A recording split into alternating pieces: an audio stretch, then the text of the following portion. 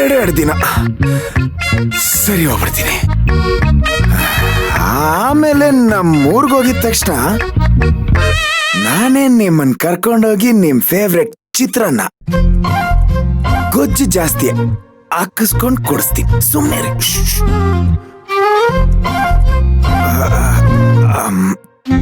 ಅದ್ಯಾವುದು ಬೇಡ, ನಿಮ್ ಪಾಡಿಗೆ ನೀವ್ ಇದ್ಬೇಡಿ ಸಾಕು. ಮತ್ತೆ ನನ್ ಜೊತೆ ಬಂದು ತೊಂದ್ರೆ ಮಾಡ್ಕೋಬೇಡಿ. ಅಲ್ಲ ರೀ, ಅವಾಗ್ಲಿಂದ ಹೇಳಿದ್ದನ್ನೇ ಹೇಳ್ತಿದ್ದೀರಲ್ಲ. ನಾನು ಹೇಳ್ದೆ ತಾನೆ, ಒಂದೆರಡು ದಿನ ಎಲ್ಲ ಸರಿ ಹೋಗುತ್ತೆ. ಈಗ ಇದನ್ನೆಲ್ಲ ಬಿಟ್ಟಾಕಿ ನನ್ಗೋಸ್ಕರ ಸ್ಮೈಲ್ ಮಾಡ್ತೀರಾ?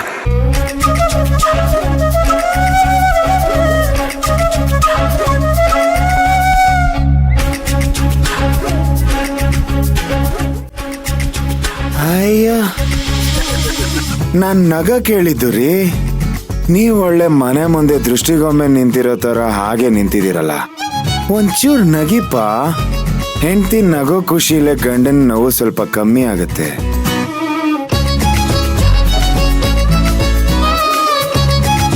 ಅರೆ ಒಂಚೂರು ಒಂಚೂರು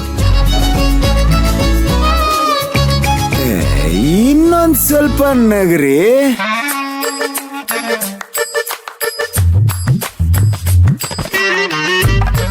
ಅಬ್ಬಬ್ಬಬ್ಬಬ್ಬ,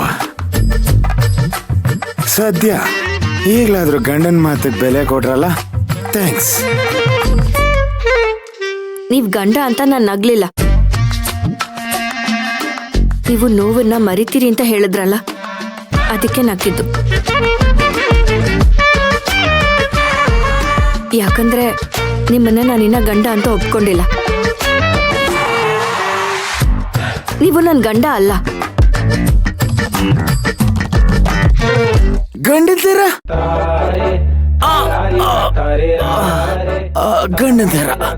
ಗಂಡಂತರ ಆಯ್ತು ಬಿಡಿ. ಮತ್ತೆ ಈಗ್ಲೂ ಯಾಕ್ರಿ ಹಳೆ ಟೇಪ್ ರಿಕಾರ್ಡರ್ಗೆ ಹಳೆ ಕ್ಯಾಸೆಟ್ ನ ಹಾಕೊಂಡು ರುಬ್ತಾ ಇದ್ದೀರಾ? ಈಗ್ಲಾದ್ರೂ ಬಿಟ್ಟಾಕ್ರಿ. ಸರಿ, ಏನದು ಕೈಯಲ್ಲಿ? ನೀವ್ ಬೇಗ ಗುಣ ಆಗ್ಲಿ ಅಂತ ದೇವಸ್ಥಾನಕ್ಕೆ ಹೋಗಿದ್ದೆ. ಅಲ್ಲಿಂದ ಕುಂಕುಮ ಪ್ರಸಾದ ತಂದಿದ್ದೆ.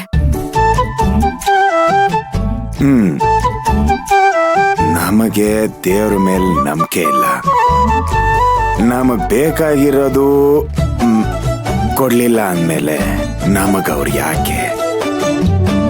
ನಮ್ಮ ಜೀವನದಲ್ಲಿ ಈಗ ನಮ್ಮ ತಂದೆನೇ ನಮ್ಮ ದೇವರು, almighty lord of the universe.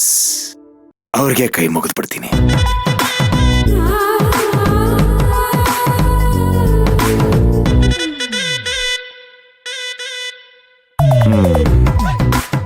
ಹೋಗ್ಲಿ ಬಿಡಿ, ನಿಮ್ ನಂಬಿಕೆ ನಾನು ಯಾಕೆ ಹಾಳು ಮಾಡ್ಲಿ?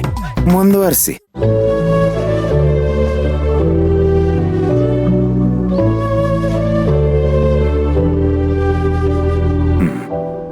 ಆಯ್ತಾ? ತೀರ್ಥ ನಾವೇ ತಗೋತೀವಿ.